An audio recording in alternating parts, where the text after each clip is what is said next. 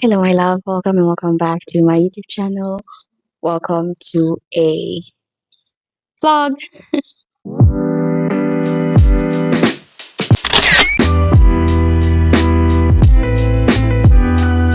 I, first of all, I did not sleep last night. I feel like this is a pattern. I don't be sleeping. And then I just come up here and I look so dead.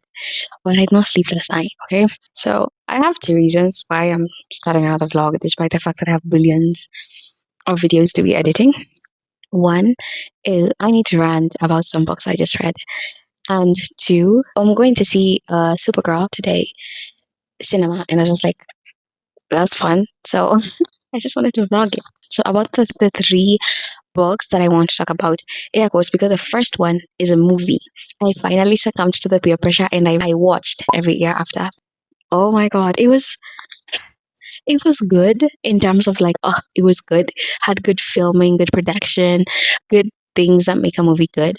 And I think also the storyline was somewhat good, but the relationship between Sam and the girl whose name I don't remember was so toxic to me. First of all, I hated that dude, bro. Like, he's cute, like, as a human being. That actor is really cute.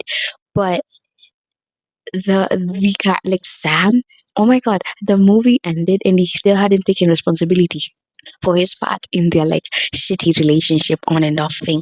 He was the cause of the on and off thing. Once they both realized that they like each other and then they decided to date, and then he was like, oh wait, no, we can't really date because I have to focus on my studies. He played that card and then they started trying to make each other jealous. Right? And then after that they do get together again. And then when he's in like another like country or state, right? And he has been ignoring her for weeks on end. He texts her an email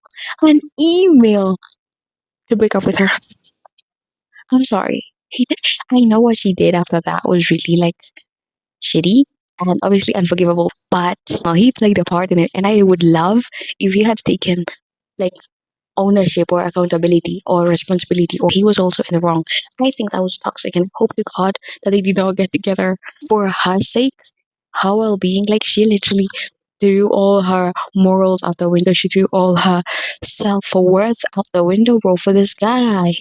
She was so creative. And I mean, I know that she did eventually find herself, but still, I don't think it was worth it. I don't know what that says about me because I'm about to complain about the next book, which I listened to an audiobook yesterday. I listened to I Never Thought I'd End Up Here by Anne Lian. I didn't like it at the start, but then I kind of did like it as the story progressed. But I also had the same issue with the main male character. This guy, this guy, when they were kids, he bullied her. He outright bullied her, isolated her from the rest of her classmates. And then he made her out to seem like a monstrous, violent human being, got her expelled from her school, went to the next school, found out that there's rumors of how like violent she is had gone to the school before her, right? And then she gets there, nobody's her friend because she's violent and she's mean and she's rude and she pushed someone off the freaking stairs, which was all a lie, by the way. And then her life is shit there. She's bullied. She hates herself, loses all self worth. She thinks she's ugly. She has to do this big, remarkable, like 90s movie makeover thing, and where she stops being herself and has to return into this like basic. She has to like, babe, like she did this makeover thing and now she's like, oh, she's like mainstream beautiful, like beautiful, like where she's like thin and she's starving herself, makeup on all the time. I'm sorry, I feel like we all watch movies and read books and that never ends well. Like, love yourself as you are, bitch. What the fuck? So that happens and then they meet later in life, 2 years later actually. This makeover takes 2 years. They meet later in life and he's suddenly like, oh, I didn't mean to hurt you, I just liked you. I'm sorry, what? What? Oh, I liked you, and I thought that that was the best way to show you that okay, yeah, I did have daddy issues, I think. I don't know if I'm mixing up with another book, but he did have daddy issues, and his dad was very, like, not violent, but his parents' relationship was very, like, aggressive, and so the boy thought that being aggressive and, like, fighting is what makes a relationship a relationship. And yeah, sure, I low key get that. But nigga did not apologize enough. He did not grovel enough for the bullshit he put her through. Like literally her whole life, her self worth. That was my main thing. Like the girl lost all confidence. She could not work out without makeup on her face. Bro, bro, that is not cute anymore. No, she had to be wearing heels. She was walking through the fucking forest in heels, bro. And I don't care how much he apologized, he did not deserve her. And I will forever stick by that. So them ending up together was like the worst part of the book. Her finally realizing that she's lovable. And you know why she thought she wasn't lovable? Because of this asshole who made everyone turn against her. I mean, he couldn't control what other people thought of her. But this whole rumor started because of him. He lied, bro. He ruined her whole life with one lie. Like, I will like never get over that. And so I don't think they should have ended up together. I'm sorry. I hated the fact that they ended up together. I loved the main female character. I loved her friendship with Daisy. Oh my god, I loved Oliver in that book. I also loved Cyrus or Syrian, the main male character, as a person on his own, like as an individual. But I did not like them together, not one bit. That leads me to my next book, the one that I did not sleep reading. It's Daydreamers by Susie Tate. Oh my god, I feel like they get progressively worse, this man. First of all, we start with Sam. I feel like Sam and Cyrus or Syrian or whatever his name was are kind of low key on the same level.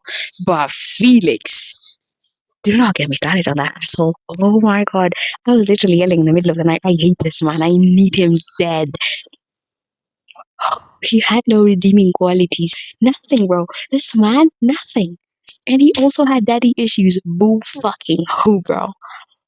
I hated Felix. I don't even know why. Like the book would have been so much better if they didn't meet, bro. Oh, I loved the female main character. I loved her down. She was so amazing. Her name is Lucy, and she is the cutest, most adorable fictional character I have ever encountered. She wears woolen sweaters and cute little tights, and she writes books, and she reads books, and she drinks cute like lattes. And oh my god, she's so perfect. She was my favorite character in the whole book. And then she started being stupid, and I was like, bitch, where is your self worth? Another thing, like, I mean, these women have no dignity. I'm gonna tell you that. Oh my god, these women are so freaking, like, they're blind. They're blind. I was like, girl, how are you taking this? I'm so sorry, but Felix was the most asshole-ish asshole I'd ever seen as a main character. So synopsis: Lucy's a dreamer. Like her head is always in the clouds. She's always fantasizing, making up stories in her head. She's amazing. I'm more in love with that girl than Felix is, bro. Hello, I love. How are you? So I was editing this part of the video and I yap way too much. And so I'm going to give you a synopsis of the book, a shorter version. So the book is about Felix and Lucy. Felix is a big time businessman and Lucy is an author, but she's shy and awkward. And so she decides to get out of her shell. So she moves to London, where she works for Felix. When they were kids, she also had a crush on Felix. So that also kind of like is part of the reason why she moves to London to work for him, because she still thinks that she has a shot with him. And thus gets close to Felix. Everything Felix does is so assholeish in this book. So one, he changed up her outfits. Doesn't seem like a big deal. She used to wear woolen sweaters and like tights, like very cutesy, very bookworm. And he made her start wearing like pencil skirts and blouses, like corporate wear. And the issue with that isn't that he made her change her outfit, although that was an issue because basically in the whole book he was basically trying to change her.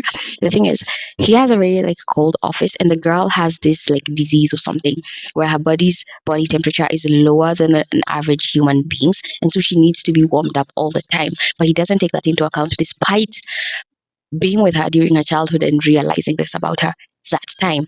And she's wearing heels which she doesn't know how to walk in, and that sprains her ankle, which leads me to the second thing that he did wrong. He had this employee named Will who was Lucy's boss.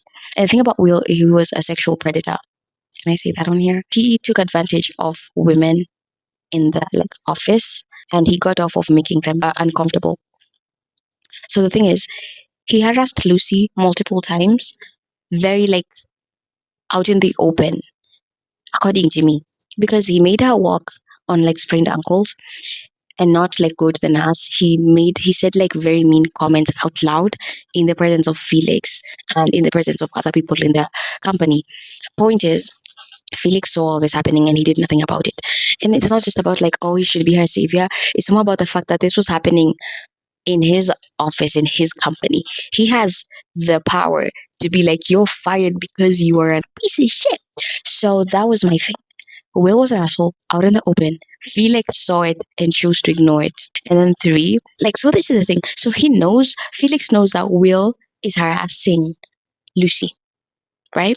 And then Will goes to Felix with this big story of like, oh, Lucy is stealing company data and selling it to other companies. And Felix believes this. And the only evidence that he has is a picture of one of his company allies with Lucy in a cafe, sat together. He throws her out into the cold. She has this like disease thing going on. He throws her out into the cold with no wallet, no phone, no nothing. She can't find her way home. She walks until she finds a like telephone thing, calls her brother. So the thing that makes that situation worse is before she was thrown out into a cold, she had gone to the office to HR to report Will. Okay. Now she was heading to Felix to be like, well, I'm quitting because, well, I don't need this in my life anymore. And then William intercepted her when she was walking to Felix and he physically assaulted her. And then she goes to Felix. In that moment, she goes to Felix, like, oh my God, Felix, your employee is an asswipe and he assaulted me. And instead of Felix being on like, what's wrong, what's happening, because she's in pain, she's huddled up, she's like, because he threw her up against a wall and now she's in pain and instead of Felix being like, well, what happened?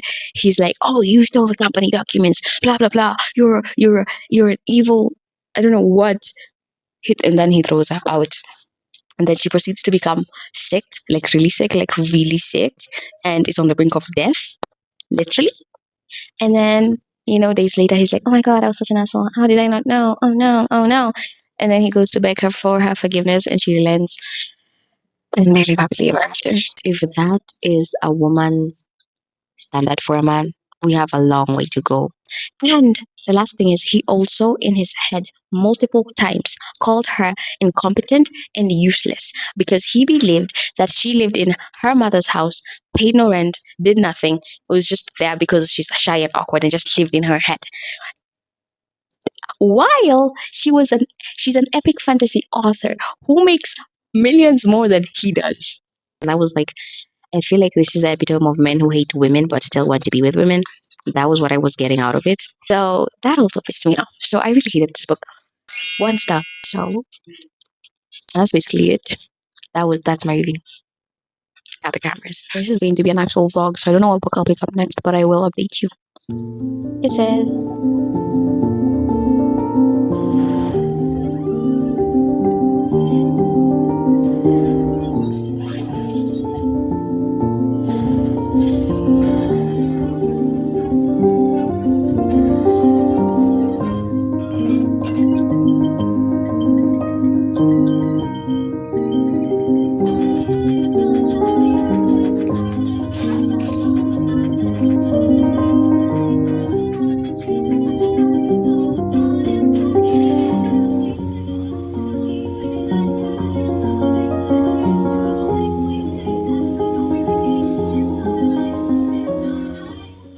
Hello, gorgeous.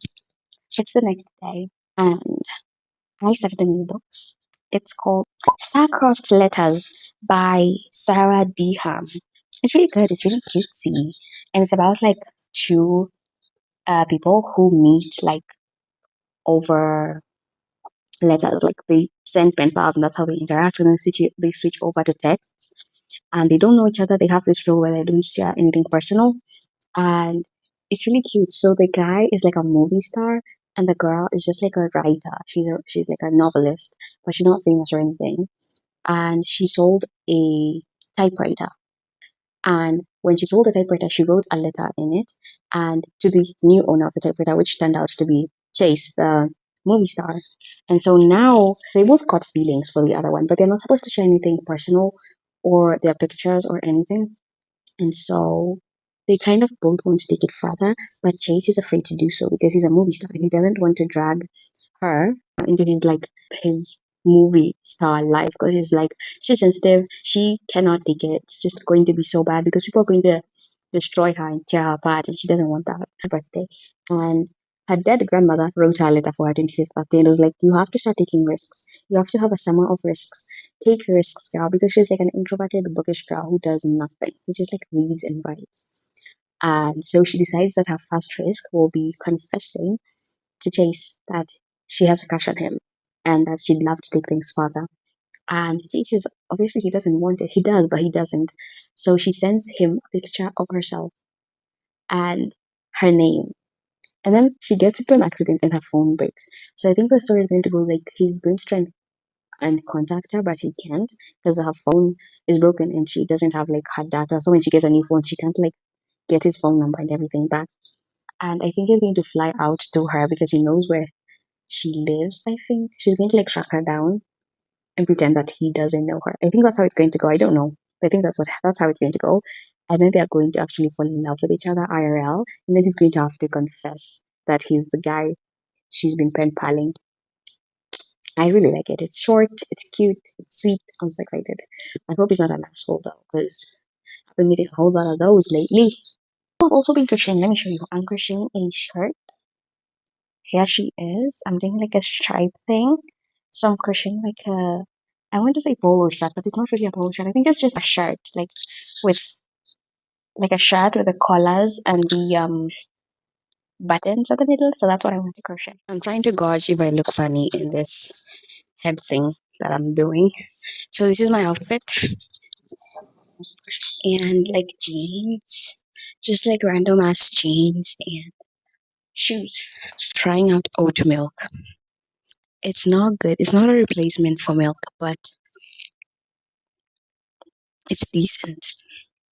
It tastes like I just mixed flour with water and I'm drinking it straight up. So, yeah. So, yesterday I completed a book. I completed Star-Crossed Letters by someone. It was so good. Oh my god, it was so cute, so witchy. I like all these female characters that I'm meeting. They're just so sweet. Although they do make really stupid decisions that do make me mad. It was a really sweet book. I really enjoyed it. I'm starting to think I don't quite like this. Should I put a hat on it? That's worse.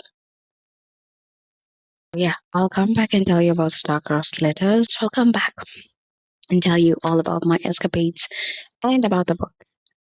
Bye bye.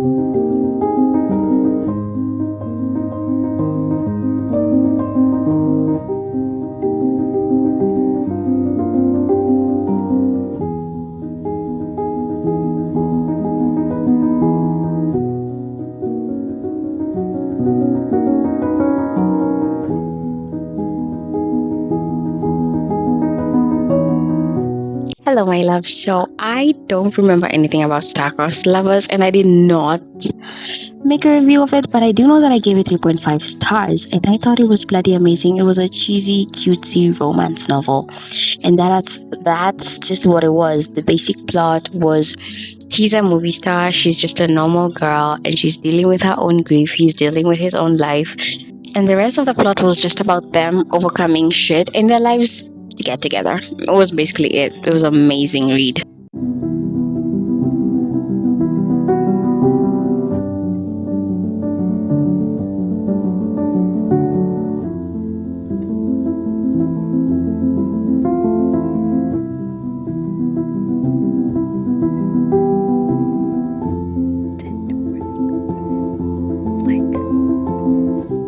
What? Physical violence. Dismembered bodies. Oh my god. Hello, my love. It's on Monday. I don't know the last time I filmed, But it's on Monday, and I just finished reading A Game of Cat and Witch by Ruby Rune, and apparently it's a paranormal romantasy, a new genre for me. I'm unlocking a new genre here, bro. I loved it. I loved it. I mind blown, bro. So the book is about Felix and Avery. Avery is a witch, Felix is a shifter, and Avery has 2 days to summon a familiar, her familiar. That way she like passes her which class and she goes to like the next level. But she cannot summon her familiar. She has been trying for a whole year and she cannot summon her familiar. So she decides to do like a sacrilegious blood ritual, right? And she bonds herself to Felix, a shifter, instead of a familiar. And the thing is, shifters and witches are mortal enemies, bro. So Felix and Avery are now bonded to each other. And now we're on a mission to try and break their bond to each other. Oh my god, it was so good. And so they keep going through like riddles. They meet the goddess and the goddess of the witches.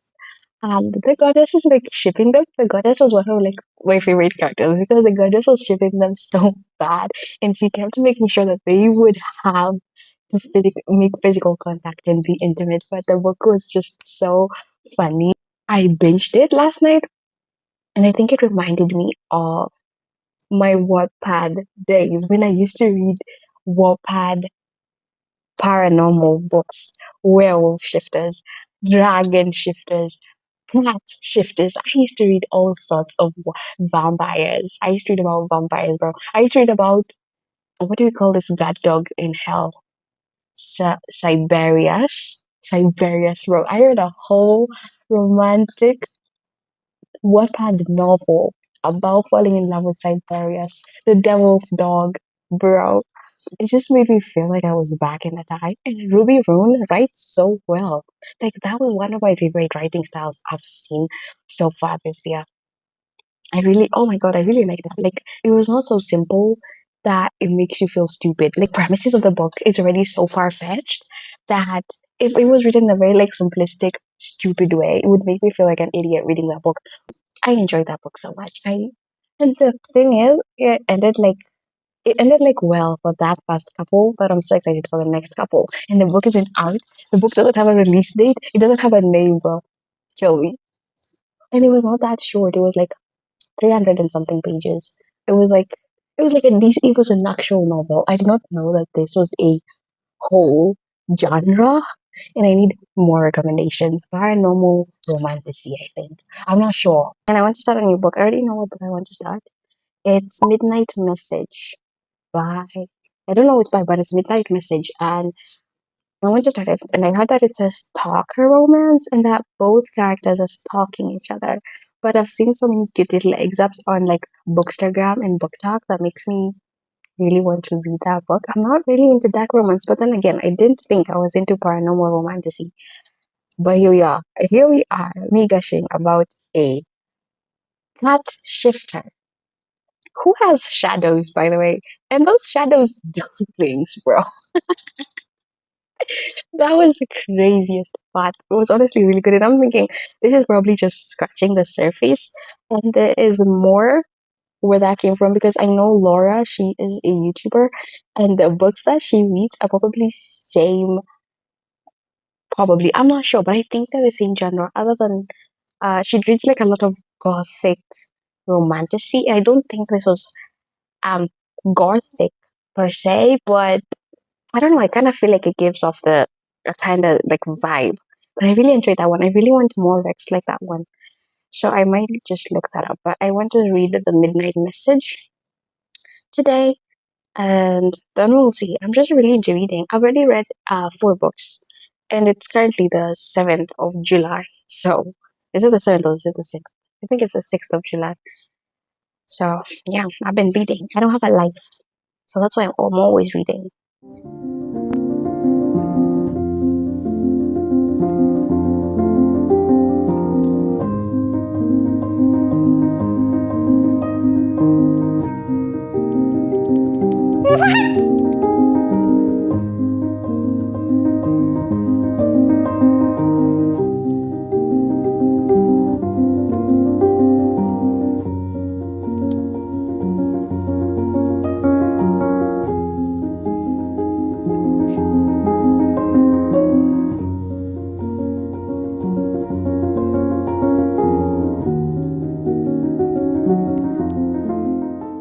love. How are you? It is the next day, and I want to update you on my reading. So first of all, I just woke up. It's currently 1:52 p.m., but I woke up at around 12-ish, and I'm in that state where I don't feel like doing anything, where I just feel like everything's just, I just feel groggy and I don't feel like doing anything. Like I've been feeling like that for the past 2 days. So I think it's my period. I think like I'm entering that state for everything. I'm just like in a low mood and I'm trying to like embrace it, try to be like, oh, what the heck, you know? Like it's just how it is and not feeling like shit for not doing things. So yeah. So about the books, I started reading. So yesterday I read like 4 books. I don't know. I started reading. Shit, tell me I did not delete it. I did.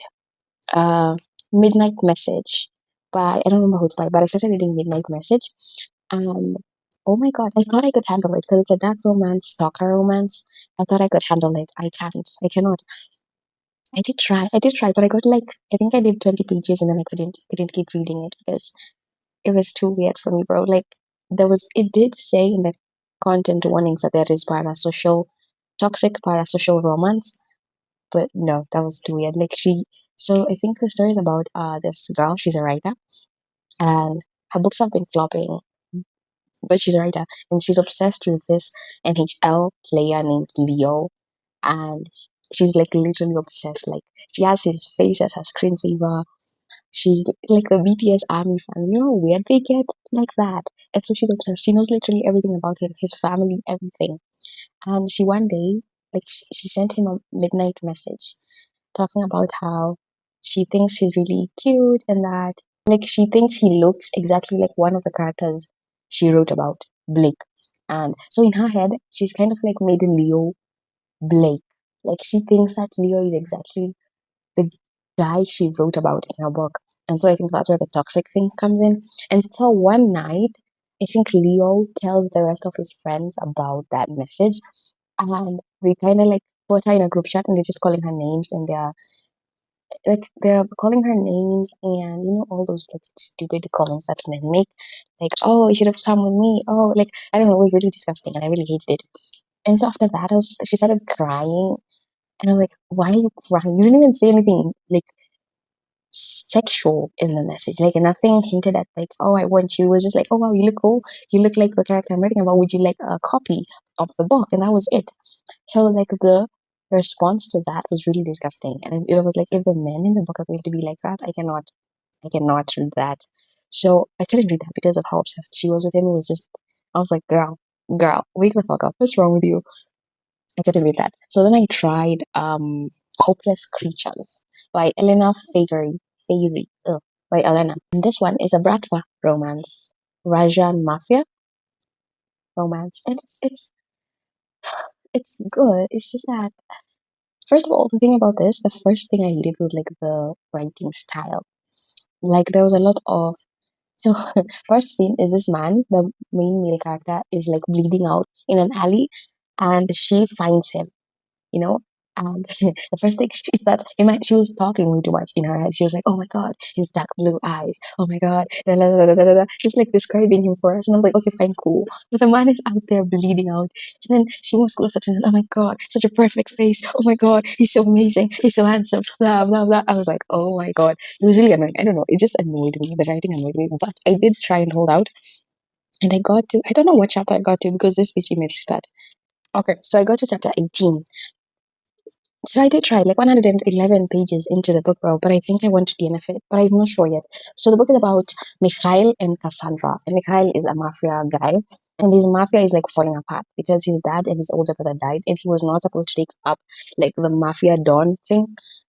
They call him Pakan or something. He wasn't supposed to take that up, but he did because his father and his brother died, and so he has mommy issues, he has daddy issues, he's like closed off and shit. And so the girl Cassandra, she has issues with her mom because her mom is like an abuse victim, but continues to stay with her abuser because the man, the abuser, his name is Joe, has like financial, I don't know, she's holding her financially and then is emotionally abusing her and physically abusing her mom. And so the girl had to leave because she went through a traumatic experience under that man, that ugly, annoying piece of shit. Yeah, he was bleeding out in an alley, and she like went to him and saved him. And so he spends the next months trying to find her.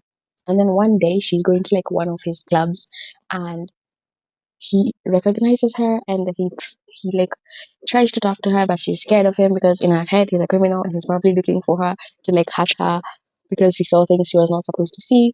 But the man is actually obsessed with her and fell in love with her apparently. Another man tries to drug her, and he gets really angry. He shoots the man, he saves her, takes care of her, takes her to a doctor, and now she feels very like, connected to him.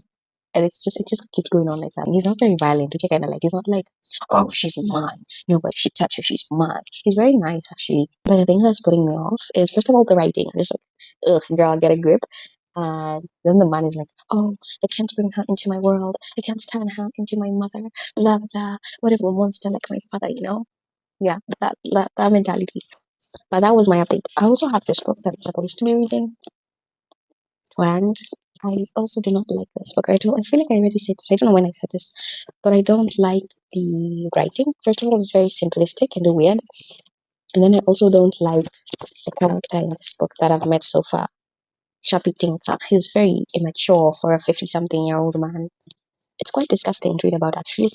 So, I don't know. I might keep reading it. But we'll figure that out. Peace out. Hi, love. Hello.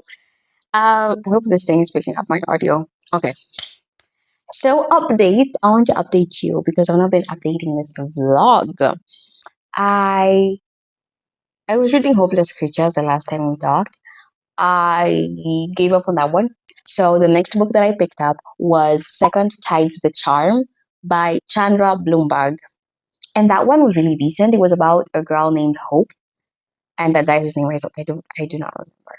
Adrian. I think it was Adrian. So it was about Hope and Adrian. And they are both shack researchers. I did not know that could be a thing. Shack researchers. So they were shack researchers, and they broke up because Hope decided to move like away from where they used to work to go help her friend Zuri, I think. So she moved away, and before she left, they were like having this whole like, what are we doing with our life now situation? Like, should we stay together here? Like, what are we doing next? And the issue is like they stopped communicating. Like she moved away, he wouldn't check up, and she wouldn't like check back, or they just stopped communicating, and it kind of dwindled. That's how their relationship like ended. And so Hope moves back, and she's friends with Adrian's cousin, and so she moves back and is now working with Adrian and his cousin. So Adrian doesn't know that she's moving back, and so they kind of meet, and it's all awkward. And I think the whole book was supposed it's a second chance. So I think the whole book was going to go over like how they bond over their love for research, and they kind of like the spark is sparked. Yeah. So, but I stopped reading it because I really wasn't feeling that one either. I really wasn't feeling anything. So I realized the reason I'm not feeling any other book is because the last book that I read, what was it called? A Game Between a Witch and a Cat. That one by Ruby Rune. That was so good. I couldn't move on from the whole paranormal romance feeling I had, and so I decided to just try and get more paranormal romantasy. And so I did get a couple, but the one I'm currently reading is A Witch's Guides to Fake Dating a Demon by Sarah Hawley. It doesn't hit the same way a game of the Ruby Rune one. It doesn't hit the same way, but it's really interesting. Like I've made so much progress on that one. I'm like 247 pages in, and I'm on chapter 26, and it's 352 pages long. So I'm really close. I just got tired yesterday because I was really exhausted. That's why I stopped reading it. But it's really fun and it's really interesting. It's about Mariel and Ozrath. Mariel is a witch. Ozrath is a demon. And Mariel is a very like, I don't want to say incompetent, but she's not a very good witch. But she's really good at nature and plants and stuff like that. But her mom wants her to like be a good witch in like all those other stuff like teleportation. So she tries to teleport um, flour for baking, and she instead teleports or like summons a demon, and the demon is now bind it or like bond it to her until she decides, until she accepts to sell her soul for like something, like you sell your soul for something else in return, until she agrees. But she doesn't want to because she actively did not want to summon a demon. And there's nothing that she wants so bad that she would sell her soul. And she's like a very sweet, energetic, bubbly person, but her family is trash because they're really mean to her, especially her mom, bro. Because of how like she doesn't know how to do all these other like spell stuff. And Osroth is a demon. But the thing about Osroth is he's not a normal demon. He's a demon with a soul, which is weird because you're not supposed to have a soul so that you can take other people's souls. And so he starts feeling things, and he starts feeling things for Mario. And it's so awkward and weird to him because he's supposed to be like cold and mean so that he doesn't feel guilty when he takes your soul. So Mario is trying to find out how to break their bond, and Osroth, the demon. Well, initially he was trying to figure out what he could actually get her to sell her soul for, and then he started actually liking her. And like, so the thing is, when you sell your soul, you lose your magic, and he doesn't want her to lose her magic because she's so nice and kind, and she's a lovely person. And so he's now working towards understanding his own like soul and the feelings that he has. So it's a really interesting book. It's really fun and spicy too. It's really interesting. And so that's what I've been doing. That's what I've been reading. Like that's it. That's all I've done. I also want to complete Shutami because apparently Ignite Me is one of like the best ones in the whole series. So I'm so excited to read Ignite Me, so I might just read it next. But yeah, update. I'm turning into like, no, that's a lie. But I have a plant now. A snake plant. Forget this. I'm going to like cover this with. I'm going to make a crochet cover. Yeah, a maroon one. So this is a snake plant. It's so pretty, and its power or whatever is supposed to be like to like purify the air, I think, and to ward off negative energy. I don't think there's negative energy in my room, but hey, what the heck. Also, okay, no, this is like going to be a very long rant, but I had to say it to someone, and I have no life, meaning I have no friends, so I'm going to tell the internet. I watched a podcast, and the podcast was going over assumptions that people make about men, and like if they're true or not. And there are so many assumptions. Like men only think about sex, and men don't know how to communicate. And it was really cool. Like I did learn some things, but I think so. The podcast is mostly male, and I think the point of the podcast is to kind of like empower men, but not in a red pill sort of way.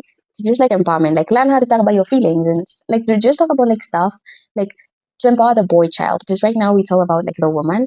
So yeah, I think that's the point of it. I don't know, but I think that's the point of it. Like from all the topics that I've seen they talk about, I think that's the point to like empower men and just talk about like stuff that happened in this country. And like just like people just decided to sit together and talk about their opinion and stuff. Like what the heck, you can't blame them. We all have freedom of speech. But I was listening to that episode, and because it's a male centered podcast, I don't know, how to explain this, but I personally think they were very defensive. And despite the fact that they're probably trying to grow and be like better people, they really did not try in that episode. Like everything that was against what they probably believe, they did not really take it up like very nicely. They did not chew on like a lot of the things that they had. A woman on the panel, a very pretty woman, and oh my gosh, she was gorgeous, and she really knew how to articulate herself. That was my thing. She really knew how to articulate. Like her sentences made sense. She did not have and ums and pauses the way I do. But she was really cool. I really liked her. I didn't even get her name or anything. Point is, they had a woman in the panel, right? But every time she would say something that low key goes against what they believe, because you already have your beliefs coming into this. So when she would say something that low key goes against what they believe, I'm not saying they quickly shut it down, but they kind of did. And the point is not to talk about like what they did and what they didn't do. The point is, I mean, if you're supposed to like be open minded and stuff, I think they should have sat on those questions a whole lot more and really. First of all, I think they should have had more than one woman in the panel. Because I feel like there's power in numbers, and there were like 4 men and 1 female, and you could tell like at the end of the thing, the podcast, at the end of the episode, she kind of like fuck, she just kind of like gave up, and she was like, not just that, but she also started like asking, like, at first she was really confident in what she was saying, but at the end when she was making statements, she'd be like, Cynthia, like, see, we agree, like that. So I was like, girl, you're starting a business. You don't need them to agree with you, you know? But yeah, I don't know. I had a lot to say. I was talking to myself. I was pausing the episode and I was like talking to the air and I was like, no, no. Something that was really like annoying me the whole like episode is some of the guys were actually trying to take stuff in, but some of them, at the end of it, they really weren't. Like they kept defending the male people. Like when I tell you that this is something that really annoyed me. And the question was, do men only think about sex? And he was like, um, no. But when a woman, like in the gym, and a woman wears like a very like short shorts and they're really like gripping and tight and you can see her ass or something, like, what do you want me to do, you know? And I'm thinking, what I thought, the first thing that came to my head is, fuck you, because what do you mean what she's wearing? And I'm not saying that to be like, oh, the internet says it's. No, I'm saying, I have a story. I wore a hoodie one day. I was wearing a hoodie and faded sweatpants, and I went to get bread or something from the supermarket because I was staying with my sister. And when I did so, the man who was like checking me out, not like checking me out, but like at the checkout, he moved away from his sit and he showed me his male genitalia and was like, look at what she did. This is, I did not even speak to the dude. It was very disgusting. I was very disgusted, bro. Yeah, it was disgusting. Like, I feel like you don't get what I'm saying, but he moved away from like the counter and his male genitalia was like up and shit and was disgusting. So he was like, look at what you did. That's disgusting. I did not even talk to the man. What do you mean what I did? What the fuck? And I was wearing a hoodie and I looked like a 12-year-old. I was wearing this. You can't even tell that I have boobs when something is so buggy. So what do you mean? So you can't tell me it's what a girl wears. Oh my god, what can I do about it? Even when we wear fucking sacks on our bodies, you will still be sexualized. I have so much to say about this, and I feel like maybe one day I will, but I was really pissed. Yeah, I don't like how it did not conclude well, that podcast. It was like, I did not like how it concluded. Yeah, so I don't know. It really annoyed me is all how she wore. Oh, fuck you. Even if I was to fucking walk outside there with a trash bag, people would still be mean. Not every man, but it's always a man. Because who are we hiding from, right? Yeah. So, I don't think I have any more updates in my life. I have a very boring life. I think I'm going to end this vlog once I'm done with this book. And then we can talk about it and end the vlog. Say bye to my plant. I don't know, what should I name her? I feel like she has to have a name. So I can kiss her in the morning and be like, good morning, my love. What should I name her? I'll find a name for her. Bye.